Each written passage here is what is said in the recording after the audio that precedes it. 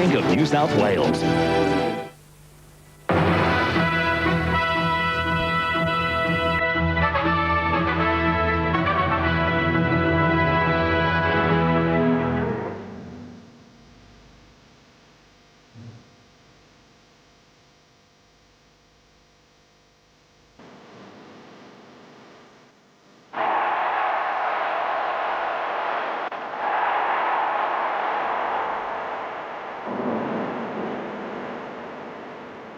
The chocolate soldiers!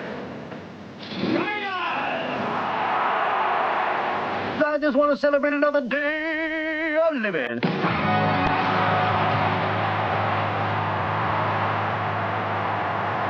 Anyhow, Roy, as far as I'm concerned, that's the plan. Go big now!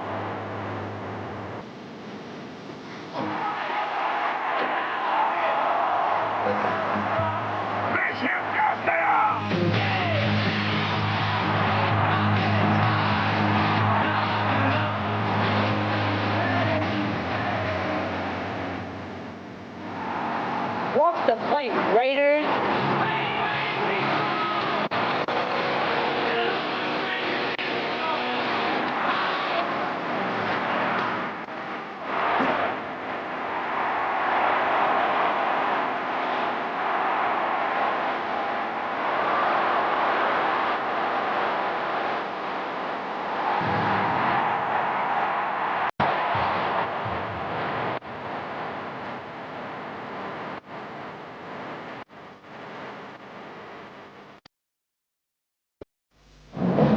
Hello and welcome to the big day, 1990 Grand Final, Winfield Cup, State of Origin, Bank replay of this match.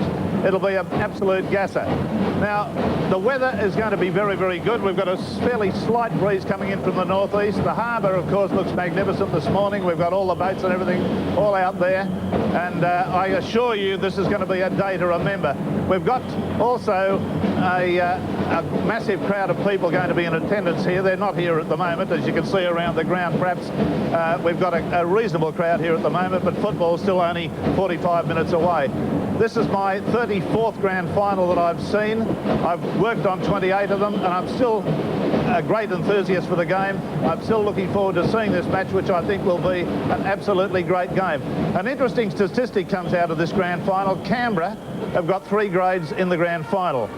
In the under-21s, it's Canberra against the St George side. That starts at 10:45. Reserve grade, Canberra against Brisbane. That starts at 12:40. And the first grade, the one that we're all waiting for, Canberra against the Penrith side, and that's at 3 p.m. It'll be an uninterrupted coverage, and you'll see every little nuance, every little thing that goes on in the game of rugby league. There'll be great entertainment on throughout the afternoon and the latter part of this morning. There'll be singers, there'll be dancers, there'll be all sorts of tableaus and pageants. It'll be a very, very entertaining period, I can tell you. Now, the coverage goes wide. Let me tell you where it goes. We go to Brisbane, Canberra, Melbourne, Perth, Adelaide, New Zealand and New Zealand Sky Channel, and on delay it goes to these countries: UK, France, United States of America, Japan and New Guinea. So you can see rugby league in the latter part of the 80s and the early part of the 90s is zooming off to greater and bigger success than it's ever had before. The Kangaroos are going to be selected immediately after the game. This is a tense time for all the players, I can know from my own experience. But this is going to be different because the Kangaroo side will be selected almost straight away after the Grand Final is over. So it'll be just a bit of a waiting time. We know that 17 players are certain. They're the ones that toured New Zealand, except for the injured Roberts. There'll be some doubt about the other players. We've all got our fingers crossed for our different favourites. I went to the Kangaroos reunion yesterday, a marvellous reunion of all the old Kangaroos. There were marvellous stories told, great anecdotes. None of us scored a try under 100 yards, so we're all great tries, and we all beat many people as we sidestep our way through. But that's the way rugby league is, and the Kangaroo camaraderie is absolutely magnificent. Okay, that's enough from me for the moment. I'll be back intermittently throughout the afternoon to give you, pardon me, updates on the way the score is going in different grades, and also giving awards for the under-21s, the reserve grade and the first grade. Now let's go to Graham Hughes, who's down there outside the main entrance. Yes, good morning everyone. A very busy main entrance, Rex, and as you were saying, the stadium not filling up quite yet. Well, it's going to fill up pretty quickly. Everybody out here for a long day of entertainment and great rugby league action. If you're watching at home today, live and exclusively on the 10 network, well, you'll see it all three grades. We'll be bringing you as much of the colour and atmosphere as we can. And in fact, we're going to continue to cover as much as everything is happening around this great city of Sydney this morning, including some grand final breakfast. In fact, the Radio 2UE breakfast this morning is on out the AJC Function Centre. Our man is out there also. Good morning to Ian Maurice. Well, thank you, Graham, and good morning, everybody. Yes, the AJC Centre is the site for the 2UE Grand Final breakfast, and it gives the opportunity for a lot of people to get a free feed once again. And we have three gentlemen in front of me here who are partaking in the free feed, and Mr. Ray Hadley, who is the sports director for 2UE, and of course their ace football caller. Good morning, Ray. Good morning, Ian. You work in the media, you know nothing's free in the media. That is absolutely true. Now, Ray, on a grand final day, there are millions of people all around Australia wanting to know the answer to this question that I'm about to ask you. Are you ready? Has 2UE been sold? No one's got enough money just yet, Ian, but Bob and I are thinking about getting a consortium together. Okay. How's the breakfast? You haven't had it yet? No, we haven't got to the breakfast yet, but the one good thing I'd like you to point out, you'll be talking to John Raper in a moment.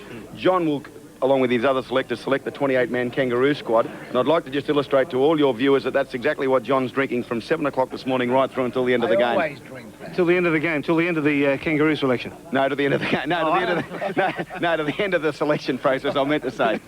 Okay, all right, let's talk about the football.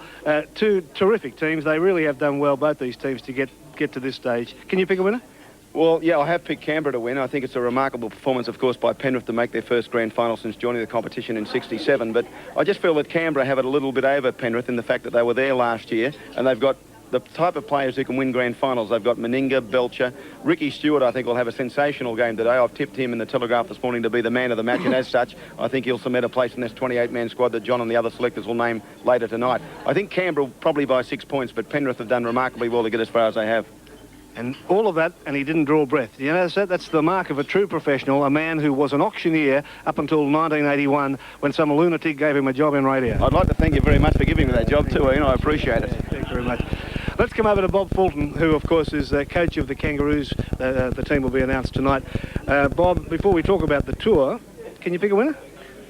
Well, and I think it's going to be very, very difficult, but when you have a look at the two sides, they play contrasting styles of football, and we also saw the way the major semi-final was played with a 12-all draw and Penrith going away with it an extra time. But I agree with Ray. I feel that Canberra have been there and done that, and I think that Penrith might be struggling a little bit from an experience point of view, although they've got Chris Mortimer there, who's a player that has been there and done it. But overall, I think Canberra will be too strong, and I sort of don't like picking margins, but if you press me, I'd suppose 4 or 6 points. Okay, well, let's talk about...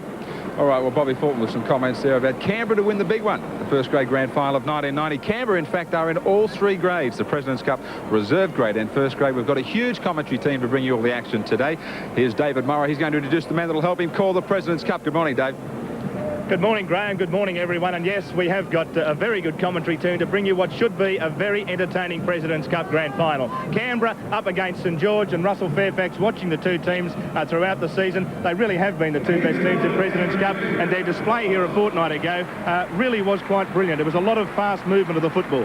Yeah, there certainly was. It was a great game, and I've no doubt today is going to be another example of youngsters playing great football.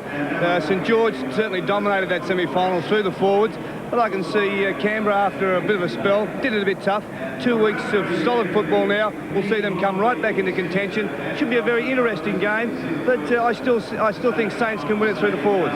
Well, is it going to be a game played in the forwards, or are we going to see the ball swung wide? Both teams seem intent on swinging the ball wide here a fortnight ago and last week. Canberra, that's the way they naturally play their game. Well, I think the forwards will build a platform for the backs to work off. St George have a couple of fine young centres in Evan Savis and, of course, Shane Walker, who is a great player and probably the best kicker on the field.